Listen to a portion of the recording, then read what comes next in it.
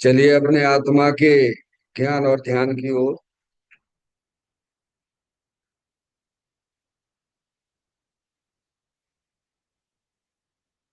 अपने चंचल मन को एवं चंचल उपयोग को स्थिर करने के लिए जिनवाणी माता के माध्यम से अपनी वर्तमान ज्ञान की पर्याय में सम्यक भेद ज्ञान उत्पन्न करते हुए शरीर शरीर से संबंधित जितने भी चेतन अचेतन पदार्थ हैं उनका मुझ भगवान आत्मा के साथ में किसी भी प्रकार का कोई संबंध नहीं है।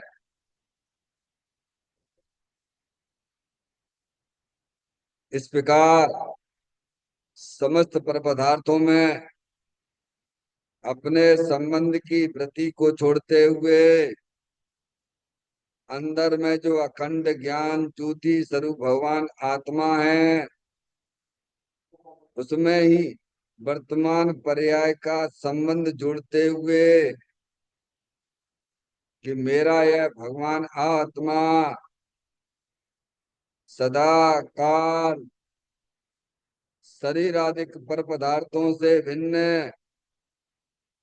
एकमात्र अखंड ज्ञान ज्योति स्वरूप है।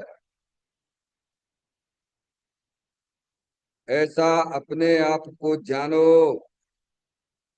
और ऐसा ही अनुभव करो कि वर्तमान में ही मेरा यह भगवान आत्मा शरीर आदि पर पदार्थों से भिन्न एकमात्र अखंड ज्ञान ज्योति स्वरूप ही है।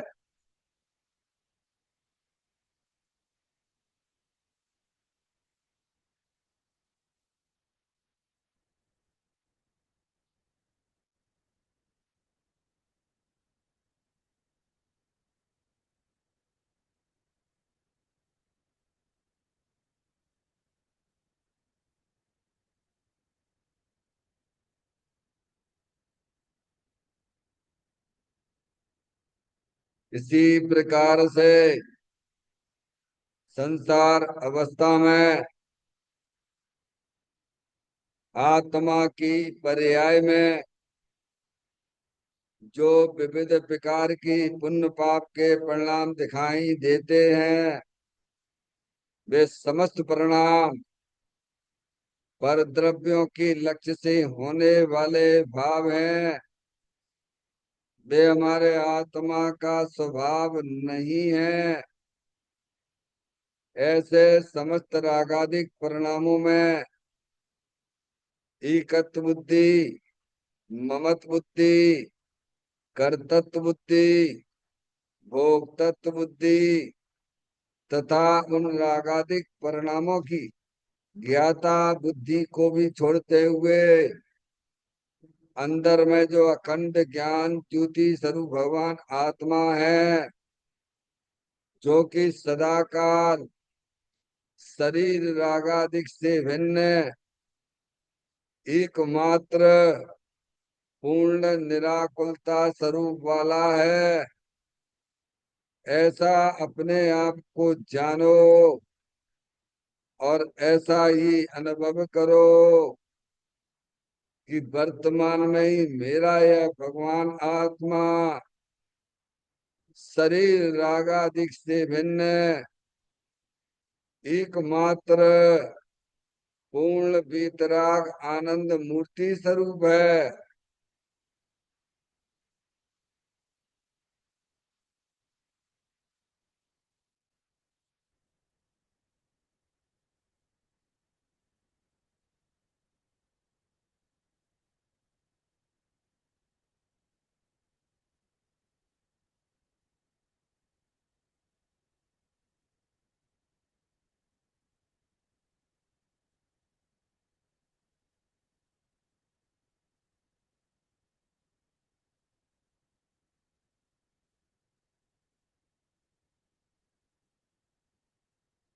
इसी प्रकार से संसार अवस्था में आत्मा की पर्याय में जो पर के लक्ष्य से होने वाला ज्ञान है, वह परलक्षी ज्ञान भी हमारे आत्मा का स्वभाव नहीं है। वह तो इंद्रिय जनित ज्ञान है। इस प्रकार शरीर, रागादि और परलक्षी ज्ञान की पर्यायों से भी भिन्न मैं तो एकमात्र अखंड ज्ञान ज्योति स्वरूप भगवान आत्मा हूँ।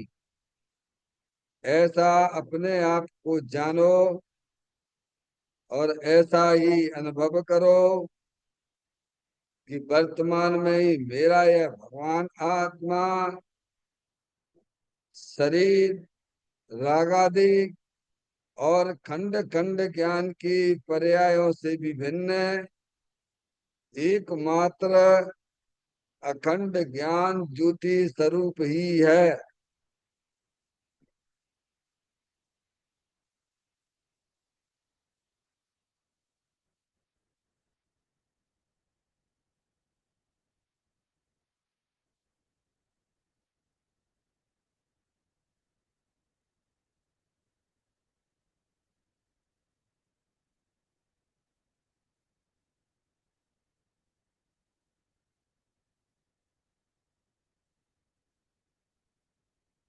द्रव कर्म, भाव कर्म, नौ कर्म रहित शुद्धात्म स्वरूपो मेरा ये भगवान आत्मा सदा काल शरीर आदि नौ कर्मों से भिन्न है। मेरा ये भगवान आत्मा सदा काल ज्ञानावरण आदि आठ कर्मों से भी भिन्न है। मेरा ये भगवान आत्मा सदा काल मोह राग द्वेष भाव कर्मों से भी भिन्न है। इस प्रकार द्रव कर्म, भाव कर्म, नो कर्म तीनों कर्मों से रहित मैं तो एकमात्र परम पवित्र शुद्धात्म स्वरूप हूँ। ऐसा अपने आप को जानो और ऐसा ही अनुभव करो कि वर्तमान में ही मेरा यह भगवान आत्मा तीनों प्रकार के कर्मों से रहित एकमात्र परम पवित्र शुद्धात्म स्वरूप है।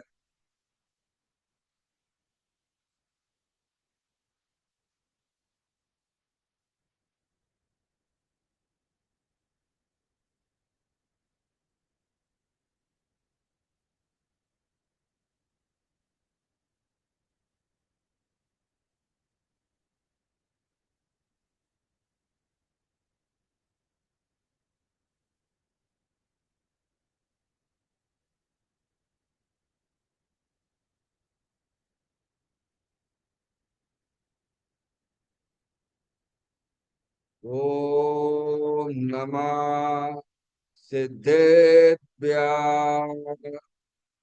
ओम नमः सिद्धेभ्यां। ओम नमः सिद्धेभ्यां। चिंतामणि तम स्वयं का चैतन्य तत्व महान है।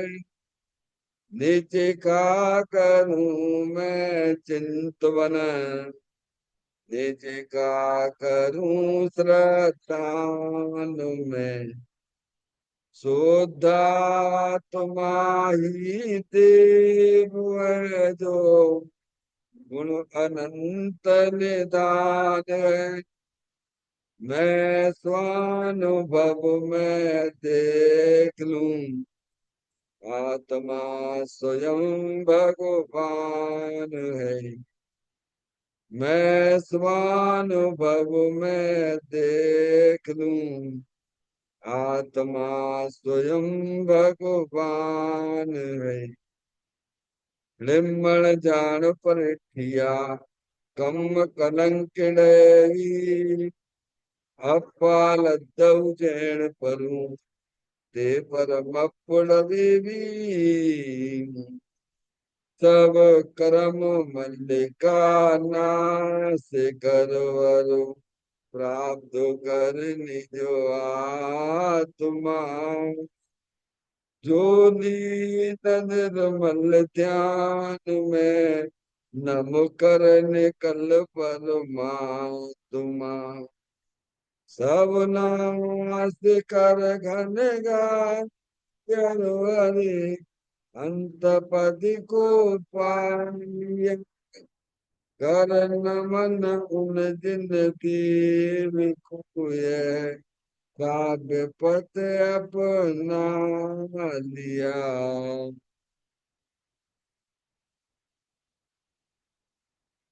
श्री योगसार जी नामक परम अध्यात्मिक ग्रंथ स्वाध्याय हेतु में विराजमान है।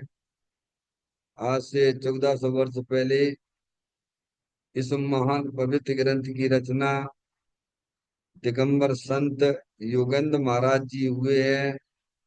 उन्होंने इस महान पवित्र ग्रंथ की रचना की और उन्होंने इस ग्रंथ का नाम योग सार जी रखा। योग सार जी का सीधा सा अर्थ है मुक्ति के मार्ग में। योग का मतलब जोड़ होता है, किसका किसके साथ में जोड़ करना।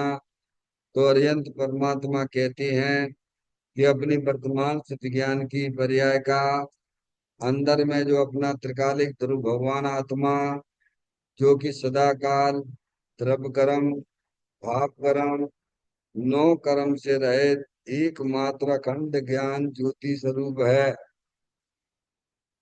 ऐसी ज्ञायक प्रभु परमात्मा में अपनी वर्तमान स्थिति ज्ञान की पर्याय का संबंध जोड़ने का नाम योग है, जिसे शास्त्रीय भाषा में सम्यक दर्शन सम्यक ज्ञान भी कहते हैं। और उस चैतन्य भगवान आत्मा में ही अपनी वर्तमान पर्याय को मग्न कराना, लीन करना, स्थिर करना, उसे सार कहते हैं, यानी सम्यक चारित्र कहते हैं। तो योग सार क्या हो गया? सम्यक दर्शन, सम्यक ज्ञान, सम्यक चारित्र वाली निर्मल पर्याय, पवित्र पर्याय जो अपने आत्मा के आश्रय से प्रकट होती है, इसे यहाँ योग सार कहते हैं। और इसे ही अरिहंत परमात्मा मोक्ष मार्ग कहते हैं और इसी को धर्म कहते हैं। देखिएगा योग सार ग्रंथ के माध्यम से हम और आप यहाँ पर 72वें नंबर की गाथा का स्वाध्याय चल रहा है।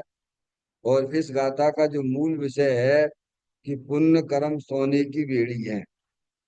कर्म दो प्रकार के होते हैं, एक पाप कर्म होते हैं और एक पुण्य कर्म होते हैं। पुण्य कर्म और पाप कर्म, समझ में आया? अंदर अपने परिणामों में जो कसाई की मंदता वाले परिणाम होते हैं, समझ में आया? वो पुण्य भाव कहलाती है। भगवान की पूजा के, भक्ति के, दया दान आदि के, रात्रि भोजन नहीं करना, अभक्ष्य जैसे पदार्थों का सेवन नहीं करना, अणुव्रत महाव्रत जैसे जो परिणाम जीव की पर्याय में होते हैं, वे सब परिणाम कसाय की मंदता लिए परिणाम होते हैं। उन्हें भगवान पुण्य भाव कहते हैं, शुभ भाव कहते हैं। हमें और उन शुभ भाव के निमित्त से जो पौद्गलिक कार्बन परिगणाएं पूरे लोकाकाश में भरी पड़ी हुई हैं, उस भाव का निमित्त पाकर कर्म वे कर्म जो है आत्मा के साथ में बंध जाती है, वे कहलाते पुण्य कर्म कहलाती है। बन गए ना? जैसे आपने शुभ भाव किए हैं, वैसे ही कार्बन परिगणा पौद्गलिक परिगणा है ना, वे आपके आत्मा के साथ में संबंध बना लेंगे। ऐसे ही आत्मा के परिणामों में जो अशुभ भाव होती हैं, हिंसा के, झूठ के, चोरी के, कुशील के, पंचेंद्रिय के, विषय वासना के, रात्रि भोजन करने के, समझ में आया? हिंसना पानी पीने के, ये सब जो है पाप रूप परिणाम है। और इनके निमित्त से क्या होगा? यहाँ हो गए अशुभ भाव, पाप भाव। और वहां पर जो है परगणाएं, वे सुई में पौधगली परगणाएं आपकी आत्मा के साथ में बंध जाएं। समझ गए ना आप? अनादि काल से हमारे और आपकी आत्मा की पर्याय में शुभ अशुभ भाव चले आ रहे हैं। क्या? आत्मा भी है जानने देखने वाला वहीं पर, और उसके शुभ अशुभ परिणाम भी चल रहे हैं। क्या? शरीर भी है, कर्म भी है, भाव भी है, शुभ अशुभ परिणाम भी है, और आत्मा भी है। चार चीजें हैं यहाँ। ये अनादिकाल से ऐसा ही है। समझ में आया भैया? और पूरे लोकाकाश में पौद्गलिक कारण वर्गणाएं डॉक्टर साहब, ये अनादि अनंत सत्य है। समझ? यहाँ कोई भगवान कोई करता धरता नहीं है। आत्मा स्वयं ही करता धरता है। आप जैसे परिणाम करेंगे, उन उन गतियों में वह आत्मा उन परिणामों के माध्यम से उन उन गतियों में जाता है। भगवान कोई करता धरता नहीं है। समझ में आया भैया? हम्म। शरीर है, कर्म है अंदर। कर्म ये बता रहे हैं कि नाना प्रकार के शरीर जो मिले हैं, अनुकूल प्रतिकूल संयोग हमारे आपके जीवन में जो दिखाई देता है, ये सब कर्मों का ही तो खेल है। समझ में आया? तो कर्म है, उनके उदय भी है। हाँ, और ये भाव चल रहे हैं, और अंदर देखने वाली चेतन आत्म वस्तु है। समझ? तो ये अनादिकाल से यही चला रहा है, भाव कर्म से द्रव कर्म, द्रव कर्म से भाव कर्म। ये रेट अनादिकाल से चली आ रही है। हमें अगर आपको ये जन्म मरण पसंद है, तो भगवान कहते हैं मंदिर में तो आने की जरूरत है ही नहीं। एटलीस्ट जिनेंद्रिय परमात्मा के मंदिर में आने की जरूरत नहीं है। यहाँ तो वो व्यक्ति आता है जिसे जन्म मरण नहीं चाहिए। तो ये दवाई केवल यही मिलती है। जन्म मरण के अभाव की जो व्यवस्था है, केवल जिनेंद्रिय परमात्मा के यहाँ पर ही है। कल्पनाएं छोड़ देना। इस मंदिर में तो केवल जन्म मरण का अभाव कैसे होता है, जीव चार गति 84 लाख योनियों के जन्म मरण से कैसे हट जाए, ये कला हमें सीखना चाहिए डॉक्टर साहब। भाव है यहाँ पर। हर समय कर्मों का बंध हो रहा है। घबराने की जरूरत नहीं है। हर एक शरीर में रोग होता है, तो घबराने की जरूरत नहीं है। घबराने से क्या हो जाएगा भाई, ये बताओ? योग का ज्ञान हो गया है तो दवाई ले लो तो ठीक हो जाओगे डॉक्टर साहब। सीधी सिंपल सी बात है, घबराने की क्या जरूरत है ना, दवाइयां है ना, दवाई ले लीजिए, आप घबराते क्यों हो? ये व्यवस्था है। जैसे ये जीव परिणाम करता है, वैसे उनके निमित्त से कार्बन वर्गनाएं, पौधगलिक कार्बन वर्गनाएं पूरी लोकाकाश में भरी पड़ी हुई हैं।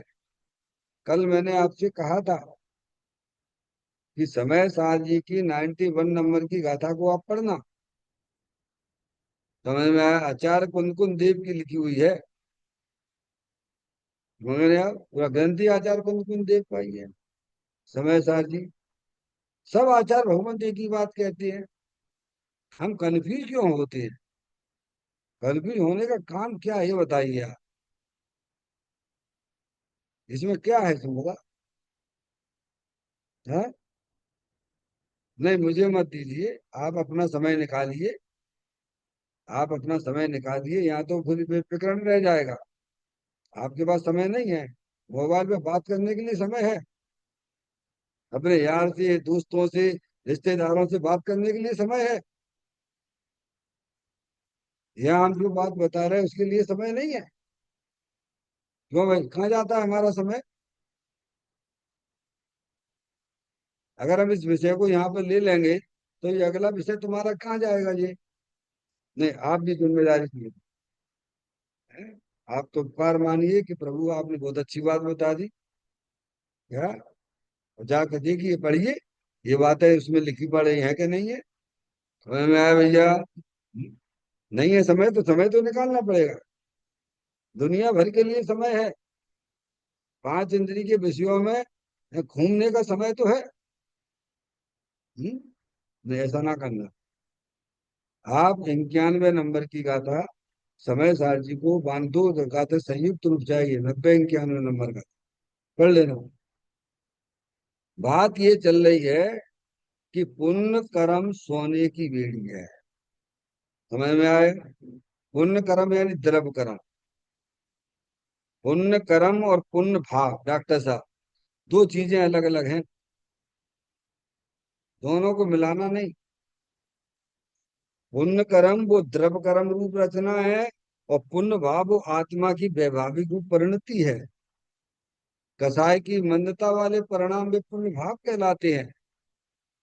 समय में, और उन भाव के निमित्त से अब पौद्गलिक कारण परिगणना भरी पड़ी हुई है। कितनी सुंदर व्यवस्था है। डॉक्टर साहब, इतनी सुंदर व्यवस्था बताइए आप। मैं आपके बारे में गंदा सोचूंगा क्या? आपको तो पता नहीं, मैं तो आपके बारे में गंदा सोच रहा हूँ। तो कौन जाएगा? अरे जिसके विचार गंदे हैं, तो डॉक्टर साहब जाएंगे कि मैं जाऊंगा गलत जगह? बोलो भैया, ट्रेन का टीम कौन जाएगा? है? तो आप सोचिए ना, ये व्यवस्था है ना।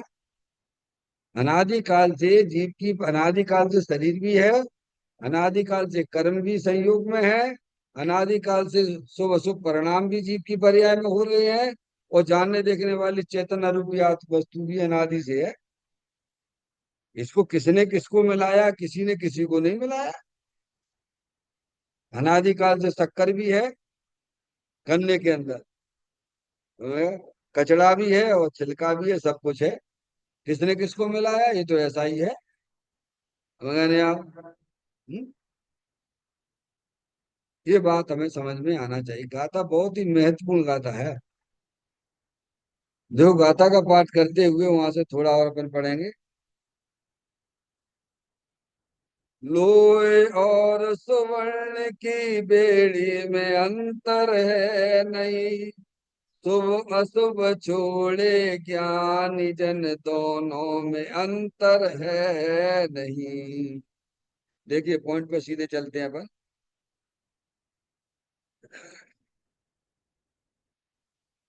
जैसे क्रोध मान लोभ हिंसा झूठ चोरी अभ्रम आदि के अशुभ भावों से घातीय कर्म बनते हैं, उसी प्रकार। हाँ, ये हो गया है ना? चलिए। हाँ, ये हो चुका, ये वाला। पुण्य फल में प्राप्त विषयों में फंस जाने के कारण अज्ञानी जीव नरक निगोद आदि में चला जाता है। श्री परमात्म प्रकाश में योगेंद्र देव लिखते हैं, पुण्य के फल में वैभव मिले और वैभव के अभिमान में मति भ्रष्ट होती है, ऐसा जीव नरक में चला जाता है। पुण्य के फल में देव पद मिले, तृष्णा के कारण देव के वैभव भोगने की इच्छा से, अर्थात लोलुपता से मिथ्या दृष्टि जीव वहां भी दुखी है। वहां से सीधा एक इंद्री आदि हल्की पर्याय में चला जाता है। दूसरे स्वर्ग तक के देव मरकर एक इंद्री भी हो सकते हैं। 12वें स्वर्ग तक के देव मरकर पशु हो सकते हैं। उसे आगे के देव मरकर मनुष्य ही होते हैं। स्वर्ग में भी तृष्णा के रोग से पीड़ित है। इसीलिए श्रीमद राजचंद्र जी ने कहा है, आत्मभ्रांति सम रोग नहीं। आत्मा को भूलकर इंद्रिय सुख तथा पुण्य में प्रीति रखना, यही आत्मभ्रांति का रोग है। इसके समान अन्य कोई बड़ा रोग नहीं। देखिएगा, पुण्य फल में प्राप्त विषयों में फंस जाने के कारण अज्ञानी जीव नरक निगोद आदि में चला जाता है। मुझे अज्ञानी जीव की बता रहे हैं, ज्ञानी भी तो समझदार हो गया ना। डॉक्टर साहब, अज्ञानी किसे कहना? जिसे वस्तु स्वरूप का ज्ञान नहीं है। अज्ञानी की परिभाषा क्या है? जिसे वस्तु स्वरूप का ज्ञान नहीं। वस्तु स्वरूप क्या है? कि आत्मा से शरीर अत्यंत भिन्न है। आत्मा से अंदर जो 8 कर्मों की रचना वो भिन्न है। और जो रागादिक परिणतियां होती हैं, यह भी एक अपेक्षा से आत्मा से भिन्न है। समझे? आत्म वस्तु अनंत शक्तियों से भरेली है। ऐसे वस्तु स्वरूप का ज्ञान नहीं होने वाला अज्ञानी जीव। कौन? अज्ञानी जीव कहते नरक निगोर आदि में चला जाता, पुण्य फल में प्राप्त उसमें। अब देखो जितने जितने मिनिस्टर लोग हैं भगवान आप सब देखो, सब नरक और निगोद में जाने वाले हैं। किसी भगवान से ना पूछना, भगवान का ही संदेश आया जी। अब मिल गया बढ़िया पद, मिल गया आपको, मंत्री का, प्रधानमंत्री का। कहाँ लगे रहती हो बोलो? अरे कहाँ लगे रहती है? बस 24 घंटा उस व्यवस्था ही में लगे भाई हैं, अपनी आत्मा को क्या कर रहे हैं? नरक और निगोद की तरफ ले जा रहे हैं। पुण्य के उदय से मिला ये, प्रधानमंत्री पद हो, मंत्री पद हो, राजा महाराजा हो, समझ गए नहीं आप? अपन भी देख लो, अनुकूलता अपन को मिल जाती है तो देखो वहीं फंसे पड़े रहते हैं। बताइए है कि नहीं, अपने साथ में घटना घटती है कि नहीं घटती है बोलो? अपने साथ भी घट रही कि नहीं घट रही है? ऐसे बड़े बड़े राजा महाराजा जो लोग हैं ना, सब ऐसे राजेश्वरी से नरकेश्वरी, उनके फल में ये चीजें मिलती हैं, उनके फल में ही मिलती है ये सब। समझ गए आप? तो कहते हैं नरक निगूद में जाती है। नरक से भी बड़ा निगूद है क्या? नरक के दुख तो आपने पढ़े ही है, पर निगोद जो है ना नरक से भी भयंकर है। क्यों? निगोद एक इंद्रिय जीव है वहां पर, उसको बस एक ही इंद्रिय मिलती है, स्पर्श इंद्रिय, डॉक्टर साहब। और नरक में तो संगी पंचेंद्रिय है, लेकिन खाने को खाने के लिए दाना नहीं मिलता है, पीने के लिए पानी नहीं मिलता है 33 सागरों तक। ऐसी ऐसी स्थिति है। लेकिन उससे भी ज्यादा दुख कहाँ पर है? निगोद में, जहाँ हम और आप पहले अनादि से रहते थे। समझ में आ गया भैया? वहां से निकलना ही दुर्लभ है निगोद से। फिर कहते श्री परमात्म प्रकाश में योगेंद्र देव लिखते हैं, क्या लिखते हैं? कि पुण्य के फल में वैभव मिले। क्या मिले? पुण्य के फल में, यानी कि जहाँ कसाय की मंदता के परिणाम वे कहलाते हैं पुण्य भाव। आप यहाँ मंदिर में बैठे हुए हैं और परिणामों में आपका पाप का परिणाम हो सकता है कि नहीं हो सकता है? मैं आपसे पूछ रहा हूँ डॉक्टर साहब। शरीर से तो आप मंदिर में बैठे हुए हो, कि जरूरी है कि आपके परिणामों में कसाई की मंदता या शुभ भाव का परिणाम हो, गारंटी है क्या? नहीं, क्योंकि दोनों चीजें अलग अलग हैं। शरीर की क्रिया अलग चीज है भगवान, अंदर में शुभ भाव अशुभ भाव भी अलग चीज है। इसका इससे क्या संबंध है डॉक्टर साहब? अशुभ भाव भी हो सकता है, पंचेंद्रिय की विषय वासना के हो सकते हैं। आप भगवान की पूजा भक्ति करने के लिए आते हैं, अंदर में मन में ये चल रहा है कि भगवान हमको अनुकूल संयोग मिले, तो ये कौन सा परिणाम है? पुण्य का परिणाम है। विषय भोग चाहते हो आप, ये पाप का ही परिणाम तो है भगवान। समझ में आया भैया? बहुत समझने की बात है। इन बातों का ज्ञान हमारे ज्ञान में व्यवस्थित होना चाहिए। केवल शरीर की क्रिया को ही पुण्य ना समझ लेना। हम्म? तो कहते हैं पुण्य के फल में वैभव मिले। क्या? कसाय की मंदता हुई है, अब भगवान की बस कुछ नहीं, ये तो हमारा कर्तव्य है। हरियन परमात्मा की भक्ति करना, पूजा करना, शास्त्र स्वाध्याय करना, ये हमारा कर्तव्य है। समझ में आया?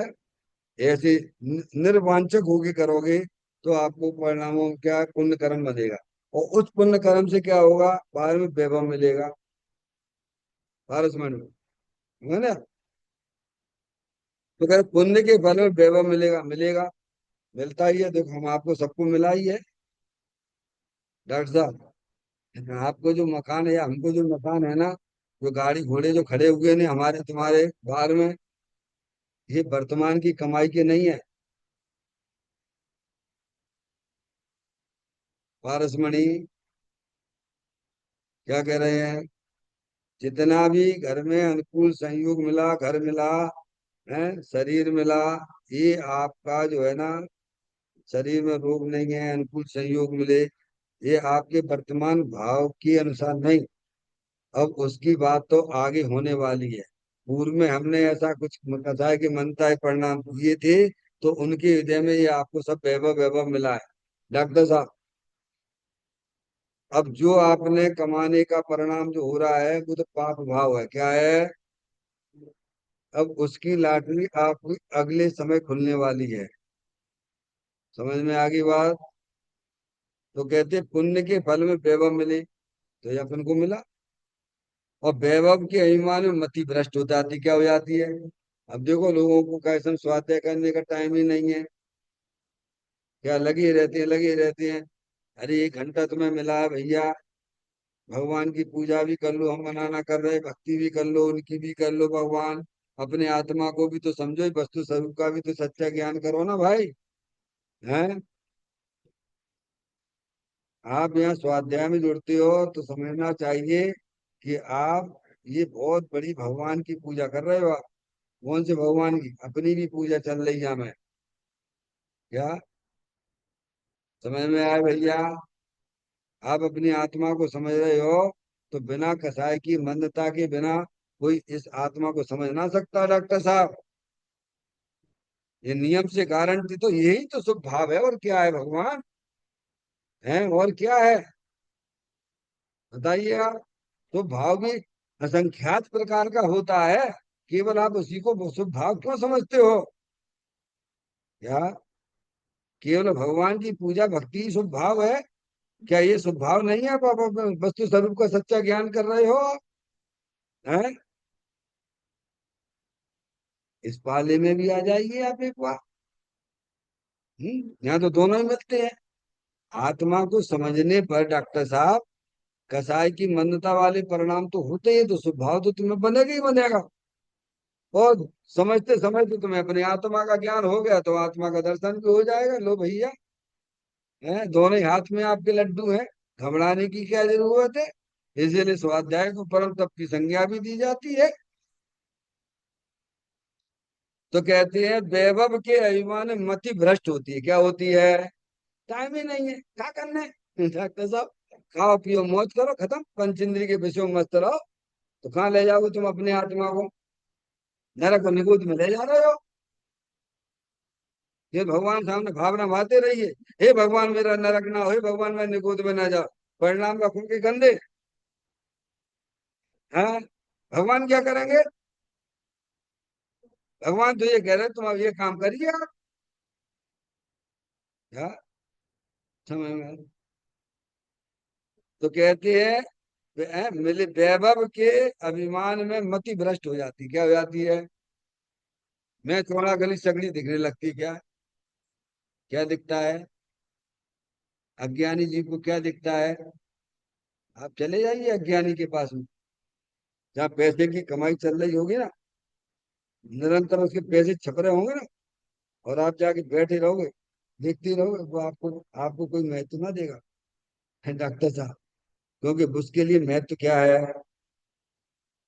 अरे भाई क्या है उसके लिए महत्व? है? समझ में आती है भैया? मति भ्रष्ट है बाकी। जैसे कोई सिद्ध भगवान जो है दरवाजे पे खड़े हो और बच्चे के साथ खेलने लग जाए, क्या है? सिद्ध भगवान तुम्हारे द्वारे खड़े हो और अपना समय वो बच्चे से खेलने में लगाए हुआ है, तो सिद्ध भगवान का अभिनय नहीं है ये? अनादर का परिणाम नहीं है क्या?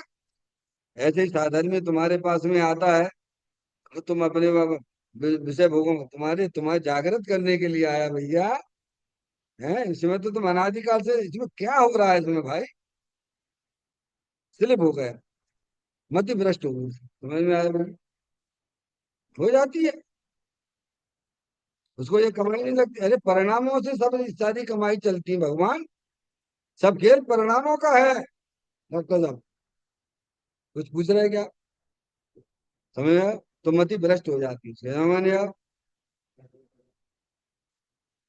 फिर कहते हैं जीव नरक में चला जाता है, तो कहाँ जा गया? मति भ्रष्ट, जैसी मति वैसी गति। डॉक्टर साहब, नरक में चला गया। पुण्य के फल में देव पद मिलेगा, ऐसा किसकी बात चल रही है? अज्ञानी जीव की बात चल रही है। किसकी बात चल रही है? पहले कह दिया अज्ञानी जीव, पर लिखा अज्ञानी जीव। ज्ञानी नहीं, ज्ञानी तो समझदार है, ज्ञानी तो जानता है। ज्ञानी के जीवन में भी है जो है चक्रवर्ती जैसा पुण्य का उदय भी रहता है साथ में, पर वो ना फंसता उस चक्कर में। अज्ञानी फंसे, अज्ञानी जानता ही नहीं है ना वस्तु स्वरूप को। अज्ञानी सब बचाव कर लेगा।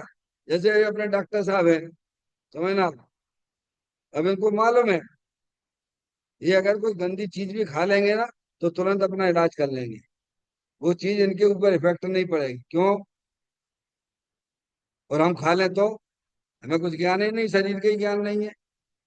डॉक्टर साहब तो मरना निश्चित है, और डॉक्टर साहब वही चीज खा ले तो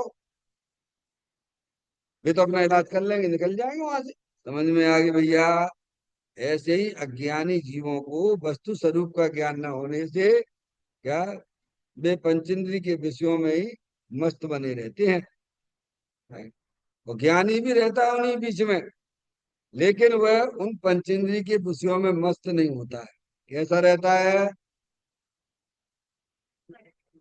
अलिप्त जैसा रहता है। क्या? जल में, जल में जैसे कमल कैसे रहता है, कीचड़ में कमल कैसे रहता है, अलिप्त रहता है। ऐसे ज्ञानी घर गृहस्थ में रहते हुए अलिप्त भाव रहते हैं उसके। समझ गया? वे लिप्त नहीं होते हैं। ऐसे जीव नरक में चला जा रहा, पुण्य के फल में देव पद मिला, अपन को अनंत बार मिला। ये तो अब यहाँ शास्त्र पढ़ लें तो ज्ञान हो रहा है। हैं? जैन के अलावा जैन भी तो जाते हैं देवगति भगवान। डॉक्टर साहब अपने ही नहीं 16 स्वर्ग तक जाते हैं। समझ में आ गई बात? देखना, पुण्य के फल में देव पद मिले, तृष्णा के कारण देव के वैभव भोगने की इच्छा से लोलुपता मिथ्या दृष्टि जी वहां भी दुखी है। कौन? मिथ्या दृष्टि। मिथ्या दृष्टि यानी जिसे वस्तु स्वरूप का ज्ञान नहीं है। समझ में? ऐसा अज्ञानी जीव है, वहां भी चला गया तो क्या करेगा? दुखी बने रहेगा। भाई तुमने अपने जैसे संस्कार डाले हैं वैसे ही बस चलते रहते हैं। डॉक्टर साहब, हाँ, जो यहाँ से लेके जाओगे वही तो हमारे संग चलेंगे ना भगवान। अब यहाँ तुम ज्ञान के संस्कार लेके जाओगे, हैं, अपने तत्व की बातें लेके जाओगे तो वे संस्कार तुम्हारे साथ में रहेंगे। है ना? तो यहाँ के मिथ्या दृष्टि जीव वहां भी दुखी है। परमात्मा उसमें ये आपका जो है, जो योग उनका है ना ग्रंथ, जो वर्तमान में दुखी है वो आगे भी दुखी रहेगा। है? जो वर्तमान में सुखी है वो आगे भी सुखी रहेगा। क्या? कौन का? आचार्य भगवंत है ना, वो ग्रंथ जो है ना, 111 नंबर की गाथा किसकी बोलता हूँ मैं? किस ग्रंथ की बोलो? आत्मानुशासन। डॉक्टर साहब आत्मानुशासन में गुणभद्राचार, उसमें ये बात लिखते हैं जो वर्तमान में दुखी है वो आगे भी दुखी रहेगा। अब पंचेंद्रिय के विषय में अज्ञानी जीव चाहे कैसा भी हो, एयर कंडीशन में बैठा हो, वहां दुखी है वो। क्या? वो आगे भी दुखी रहेगा। जो वर्तमान में सुखी है वो आगे भी सुखी रहेगा। समय दृष्टि वर्तमान में कैसी भी प्रतिकूलता हो, नरक में भी रहता हो डॉक्टर साहब, वहां भी समय दृष्टि जी। देखिए 24 तीर्थंकर में कितने तीर्थंकर हैं नरक में भी? 20 है डॉक्टर साहब। क्या? सब भेद ज्ञान की ज्योति जलाए हुए हैं, वर्तमान में सुख जैसा आनंद लेते हैं। समझ गए नहीं आप? तो वे आगे भी सुखी रहेंगे। तो कहते हैं वो वर्त कहते हैं मिथ्या दृष्टि जी वहां भी दुखी है। अब दुखी तो रहेगा ना, अज्ञान दशा चल रही है ना। अब देखना आप डॉक्टर साहब, थोड़ा सा समय हो जाएगा, वहां से सीधा एक इंद्री, वहां से सीधा कहाँ से? देवगति से आदि हल्की पर्याय में चला जाता है। कौन सी हल्की पर्याय में? दूसरे स्वर्ग तक के देव मरकर एक इंद्री भी हो सकती है। देखो वहां से एक इंद्री में चला जाता है, बताओ। 12वें स्वर्ग तक के देव मरकर पशु हो जाते हैं डॉक्टर साहब। हम्म, कहाँ से कहाँ? अपन नहीं देखते हैं, यहाँ मुंडराज थे 5 पांडव भावलिंगी संत, 2 कहाँ चले गए, 3 कहाँ चले गए? बोलो। सब परिणामों के माध्यम से तो गए होंगे। अरे गए कि नहीं गए बोलो?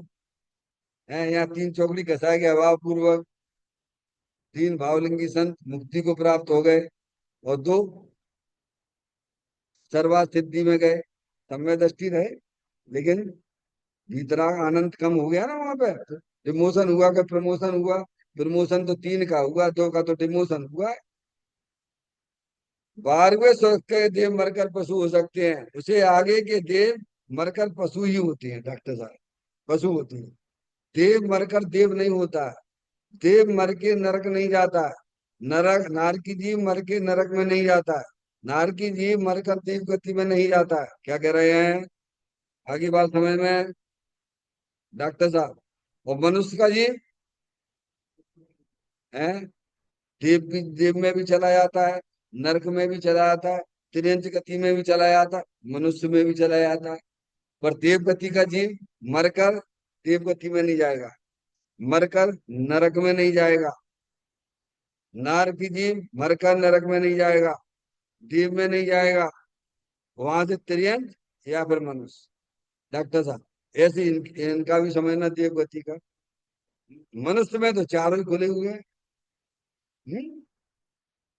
उसे आगे के देव मरकर मनुष्य होते हैं। स्वर्ग में भी तृष्णा के रोग से पीड़ित है, काय से? और अभी अज्ञानी जीव यहाँ काय से पीड़ित है? कोई पीड़ित कर रहा हो डॉक्टर साहब? ये सब कुछ बढ़िया बढ़िया है तो भी मरे जा रहे हैं। क्यों? और धनो और धनो और धनो, कीड़ा बनोगे वहां में जाके। समझ में आ गए भैया डॉक्टर साहब? तृष्णा से रोग है, स्वर्ग में भी तृष्णा के रोग से पीड़ित है। श्रीमद राजचंद जी कहते हैं कि आत्म भ्रांति सम रोग नहीं। डॉक्टर साहब सबसे बड़ा रोग क्या है? अपने आत्मा को नहीं पहचानना, अपने आत्मा का ज्ञान नहीं होना, ये सब आत्म भ्रांति सम रोग नहीं, ये सबसे बड़ा रोग है। 5,68,99,584 लोग अरिहंत परमात्मा ने बताया शरीर के हैं जे आत्मा के नहीं है जे। अब भ्रांति बनी रहती है, अब जानते ही नहीं कौन है, लड़का है लड़की है, ये आत्म भ्रांति तो है। अपने आप को रागी द्वेषी देखना ये भी आत्म भ्रांति है। समझ गए ना? तो सबसे बड़ा रोग था आत्म भ्रांति, सब रोग नहीं। अपने आत्मा को नहीं पहचानना, अपने आत्मा की दृष्टि नहीं करना, ये सबसे बड़ा रोग है। क्या है डॉक्टर साहब? जी आपके उसमें उसमें नहीं मिलेगा, डॉक्टरी लाइन में, शरीर की डॉक्टरी लाइन में ना मिलेगा। ये सबसे बड़ा रोग है डॉक्टर। आप अपने यहाँ पर इलाज पहले सबसे बड़े का करते हो, छोटे छोटे का करते हो? बोलो। कैंसर का रोग का करोगे कि ये खांसी जुकाम बुखार और वबा को करोगे? तो जिनवाणी में तो यही कह रही है, सबसे पहले अपनी भ्रांति दूर करो। है अब उसी में टाइम बर्बाद करते रहोगे तो रोग तो बढ़ता जाएगा बढ़ता जाएगा, और शरीर की पूरी आयु होगी चले जाओगे। सबसे पहले अपने आत्मा की भ्रांति दूर करना कि मैं कौन हूँ, आया कहाँ से और मेरा रूप क्या, संबंध दुख में कौन है, स्वीकृत करूं परिहार क्या। समझ गया? तो आत्म भ्रांति सम रोग नहीं है, ये सबसे बड़ा रोग है ये। और इस रोग की दवाई केवल यही मिलती है, दिगंबर ग्रंथों में मिलती है इसकी दवाई, अन्य कहीं भी नहीं मिलेगी, ध्यान रखना। अपने आत्मा की भ्रांति तोड़ने के लिए दिगंबर ग्रंथों का सहयोग लेना पड़ेगा। तब आपकी आत्मा के संबंध में जो भ्रांति चल रही है, अपने संबंध में, समझ गए ना आप? वो भ्रांति टूट जाएगी आपकी। अरे भ्रांति टूट गई तो जीव सुखी होगा कि नहीं होगा? अब सोचे हमारे इस शरीर में जो है यहाँ एक व्यक्ति मर गया था, बाकी हम पे जो हो गया था, ब्लड जम गया तो मर गया, और चोट अपन को भी लगी डॉक्टर साहब, तो अपन भी ना मर जाए? कैसे चलता है? भ्रांति तो चल रही, माया कुछ भी नहीं है, लेकिन पूरा जिंदगी भ्रांति में चलती है। समझ में आया? ऐसे ही सबसे बड़ा रोग यही है। अब सुख का संबंध तो आत्मा से है, जैसे ज्ञान का संबंध आत्मा से है, ऐसे सुख का संबंध का ऐसे बोलो। सुख कहाँ मिलेगा? अरे जो जहां में होगा वही में तो मिलेगा। तो सुख नाम की शक्ति किसमें है? आत्मा में है। और हम सुख का संबंध कहाँ देखते हैं? पंच इंद्रिय के विषयों में देखते हैं कि स्पर्श इंद्रिय के विषय भोगेंगे तो सुखी हो जाएंगे, रसना इंद्रिय के विषयों को सेवन करेंगे तो सुखी हो जाएंगे। ये तुम्हारी भ्रांति तो है ही। भगवान कह रहे हैं कि सुख स्वरूप भगवान आत्मा तो आत्मा है, सुख नाम का गुण है वो आत्मा में है। समझ में आया भैया? तो कि आत्म भ्रांति समरोग नहीं, आत्मा को भूलकर, किसको भूलकर? सब जीव क्या कर रहे हैं? मोह महामद पियो अनादि से भूल आपको भरमत बात। कैसे विचार करती है? आपने चढ़ाला पढ़ा? पंडित दौलत राम जी ने स्टार्टिंग में ये बात लिखी कि नहीं लिखी है? मोह महामद पियो अनादि से। कब से डॉक्टर साहब पी रहे मोह रूपी मदरा? अनादि से हो, अनादि से यही धंधा कर रहे हो कि लड़का मेरा है, शरीर मेरा है, स्त्री मेरी है। ये कोई नया काम थोड़ा कर रहा है यहाँ पर। समझ में आया भैया? तो आत्मा को भूल कर, किसको भूल गए?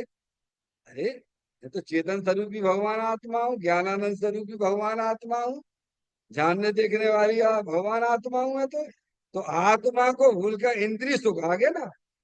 आ गया ना भगवान का? कहाँ पे सुख? इंद्रिय सुख। और पुण्य में प्रीति रखना, क्या रखना? पुण्य में प्रीति।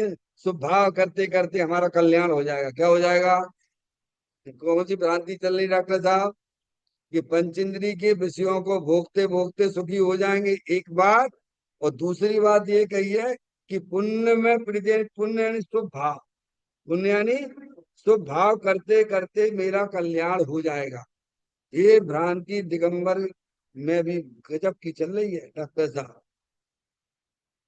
सबकी एक ही मानता है भगवान की खूब पूजा भक्ति करते करते हमारा कल्याण हो, तीन काल में ना हो भगवान की। भगवान कहते हैं अपने आत्मा को पहचानो, उसकी दृष्टि करो तो तुम्हारा कल्याण होगा। समझ में आया? पुण्य में प्रीति रखना, प्रीति का मतलब समझ गए? शुभ भाव करते करते हमारा कल्याण हो जाएगा। ऐसी जो तुम्हारे अंदर में मान्यता है, वह अज्ञान दशा है वो। यही आत्म भ्रांति का रोग है। आत्म दो तरह की बताई बेटे क्या? दो तरह के डॉक्टर साहब, दो तरह की भ्रांति चल रही है। कौन सी? एक तो पंचेंद्रिय के विषयों में सुख की कल्पना करके हम निरंतर भागा करते हैं, एक बात। दूसरी जो है कि शुभ भाव करते करते मेरे आत्मा का कल्याण हो जाएगा। ये तुम्हारी बहुत बड़ी भ्रांति है। इस भ्रांति को ज्ञानी ने तोड़ दिया है। क्या कर दिया है? हाँ, जागृत हो गया ज्ञानी। अंदर परिणामों में जागृत अवस्था है उसकी। आत्म भ्रांति का रोग है। इसके समान अन्य कोई बड़ा रोग नहीं है। आपका सबसे बड़ा रोग क्या है? कि आप अपने आप को नहीं पहचानते हो। आप हैं तो चेतन स्वरूपी भगवान आत्मा, और मानते हो कि मैं लड़का हूँ, लड़की हूँ। आप मानते हो कि पंचेंद्रिय के विषयों में सुख मिलेगा। ऐसी मानता से निरंतर पंचेंद्रिय के विषयों के चक्कर लगाते रहते हो। समझ में आया भैया? और भगवान के जो है पूजा वूजा करते करते हमारा कल्याण हो जाएगा, ये तुम्हें दोनों भ्रांतियों को छोड़ना पड़ेगा। भगवान ने कहा है अपने चेतन भगवान आत्मा को पहचानो।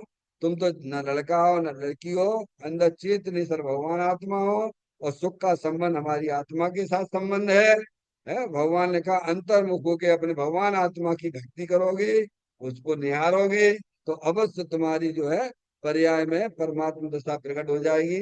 ये सबसे बड़े रोग का में इलाज यहाँ करने के लिए आते हैं।